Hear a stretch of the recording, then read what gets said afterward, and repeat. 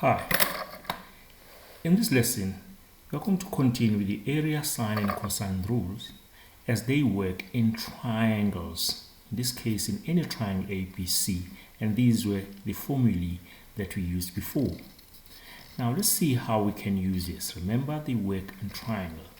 If you look at this triangle, this problem here, example 1, it says calculate the area of ABCD, and ABCD is not a triangle. So how would you approach this? Look at the thing correctly and nicely, and you can see here, if I were to join BD, I can form two triangles, and therefore I can work out the sum of each triangle and add them together to work out the area of this triangle, of this diagram. And therefore, in this triangle, I don't have a problem because I can use the area rule because I've got an included angle and two sides. But here, I only have two sides. So maybe if I can work out that angle, that would be easier. So if I were to look at this triangle, I can find what is the length of BD. The length of BD using Pythagoras, BD squared is equal to 5 squared plus a 12 squared. That is from Pythagoras. So therefore, BD is equal to 169. BD squared is 169, so BD will be equal to 13. So that length over there is 13 from Pythagoras. Now, I can use the cosine rule to work out what that angle over there is. Using cosine rule, I know that cosine rule said this side squared, so 13 squared is equal to 8 squared plus 15 squared minus a 2 times 8 times the 15, then cos of an angle which is opposite there, so it's angle A. Now if I want to find that, so I'll take this across, so I'll have now 2 times 8 times 15 times cos of A is equals to 8 squared plus 15 squared. Now take this across, minus 13 squared, so therefore cos of angle A is equals to 8 squared plus 15 squared minus 13 squared, now divided by 2 times and 8 times 15, and therefore I can work out what is A, angle A, using the cos thing, a cos of 8 squared plus 15 squared minus 13 squared over 2 times 8 times 15. So if I were to put that in the calculator, so I'll have shift the fraction 8 squared plus 15 squared minus 13 squared over 2 times 8 times 15, and then the answer is 60 degrees. So angle A is equal to 60 degrees. So in my diagram, that angle is 60 degrees. And therefore, I can now answer the question here. We say, what is the area? So the area is equal to the area of this triangle is half times this, 5 times the 12, times 12, then times sine of the angle of 90 degrees, plus the area of the other triangle, which is half, times 8 times 15, times sine of the included angle over there, which is 60 degrees. So the answer, if I put in the calculator, it will say it's a half times 5 times 5 times 12 times sine of 90, then plus a half times 8 times 15 times sine of 60 degrees. There we go, equals that number. Can I change it to decimals? So it's 81.96, which becomes 82. So 82 square units. So that's my answer. Okay, so therefore now let's look at the next problem,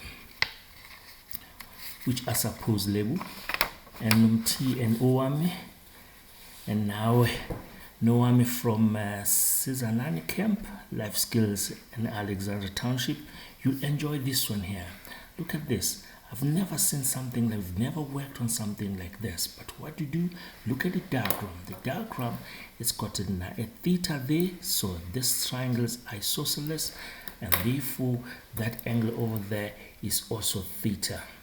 There's something that I left out there. That was a t over there. So that is t. Now let's look at this. That is t there, and that is also t. Alright, because those two sides are equal. Now in the angles of a triangle, angles of a triangle, if that angle is theta and that is theta, so this one is 180 degrees minus 2 angle theta over here, over there. Now we look at that thing there. It's got a square root. The only way of finding square root, or working with square root, maybe in this case, is when you use the cosine rule. Cosine rule will help you with problems with square root, but sometimes it's not the cosine rule. But try and use the cosine rule first, and then you see. Now I want to find AC. Cosine rule said AC squared, so AC squared is equal to that one squared, that side squared, plus this other one squared, t squared, minus 2 times these two, so it's t times a t.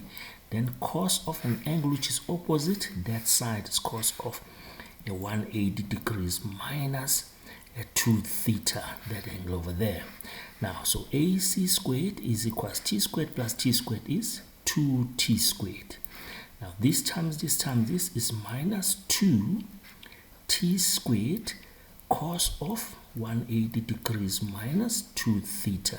Okay, now look at this. We've done this before in some examples long time ago. The cos of 180 degrees minus 2 theta, which quadrant is this? If you remember the quadrants there, it is this quadrant over there where you write 180 degrees minus an angle, because this one is 180 degrees plus an angle. So the second quadrant, how is cos in the second quadrant? It is negative. So my answer is a negative cos of 2 theta. So I'll replace that. So we say this is AC squared is equals to 2t squared minus a 2t squared times. Now this is a negative cos of 2 theta. Remember that this was multiplying, so this will multiply with this, which eventually change the sign here. So AC squared is equals to 2t squared plus 2t squared cos of 2 theta. I'm trying to solve this to look like this. Can you see that there is a common factor there? So AC squared is equal to, common factor is 2t squared into, then I'm left with a 1 plus a cos 2 theta. I factorize that. Now I can solve for AC because they want AC. To solve for AC, I'll square root this. So AC is equal to the square root of the whole thing of 2t squared into 1 plus cos of 2 theta. Now I know the square root of t squared. I can put it out. Square root of t squared is t. So AC is equal to a t, but I don't know the square root of anything inside this bracket. So it's a 2 into 1 plus a cos of 2 theta, and you can see that this answer is exactly the same as what we're looking for. Let's look at another example. Here's another example. Prove that h is equal to p sine of x times tan theta over sine of alpha plus beta. It looks complicated, but it is not. Again, as we did before, when you get a triangle like this, fill everything inside the triangle and it will be easier for you to work. Check. In the top triangle over there, I've got that angle is 90 and that is theta. The angles of a triangle must give you 180 degrees. So if that is theta, that is 90 degrees. So that one there will be 90 degrees minus a theta. Try and find it. You will see when you add them, you'll get 180 degrees when you add all of them. Now let's look at this one. This is beta, this is alpha. So what is size of that angle? It's 180 degrees minus these added together. So this is 180 degrees minus these added together minus the alpha plus beta. Let me put a bigger bracket so that it's inside there. Now let's check how we do this. Now the way to do these problems here, if they want to prove that h equals p, and h is in another triangle and p is in another triangle, see h is there and p is there, it means that there is a common side that you must go through like there. So how I'm going to use, so we find that the Another simplest way is to use the sine rule. So try and use the sine rule in this triangle and sine rule in this triangle, all right? Making sure that you've got a common side.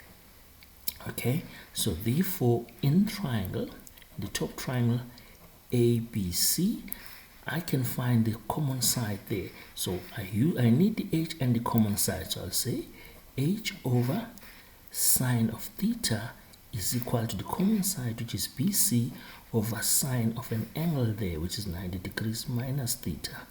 So therefore, I can solve for the common side, which is BC. The common side is BC, so BC is because this one will cross multiply and go over there. So the h times sine of 90 degrees minus theta, so over sine of theta. Now, keep this and we'll come back to it. Now let's come to this other triangle at the bottom. So I want now P. Use P and the common side. So I will say now in another triangle, which is here, CBD, use the sine rule. So I will say the common side over this sine of an angle. The alpha is equal to P over sine of an angle there, which is 180 degrees minus the alpha plus beta. Now solve for the common side as we did there. So here, so BC is equal, so this will go to the other side there, is equal to P times sine of alpha, then divided by sine of the 180 degrees minus alpha plus beta. Okay, these are common. These things are the same. If these are the same, it means that these two are also the same. And therefore, I can say now h times sine of 90 degrees minus theta over sine of theta is the same as a P times sine of alpha divided by sine of 180 degrees minus alpha plus beta over there. Now I can solve for h, which they are looking for. So I'm solving for h. This will go to that side and this will come at the bottom. So therefore, I have h is equal to the P times sine of alpha over sine of 180 degrees minus the alpha plus beta.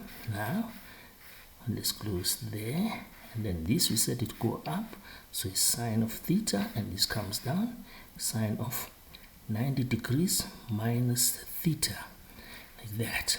Okay, so what do we get? So the h now is equal to a P times sine of alpha times sine of theta, which is divided. Now this is sine of 180 minus an angle, which we know there's a second quadrant. Now sine in the second quadrant is positive sine of that, so it's positive sine of alpha plus beta times, what is sine of 90 minus theta? That's the first quadrant. How is sine in the first quadrant? Is positive, but this is 90.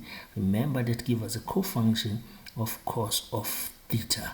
Now look at this. What is sine theta over cos theta?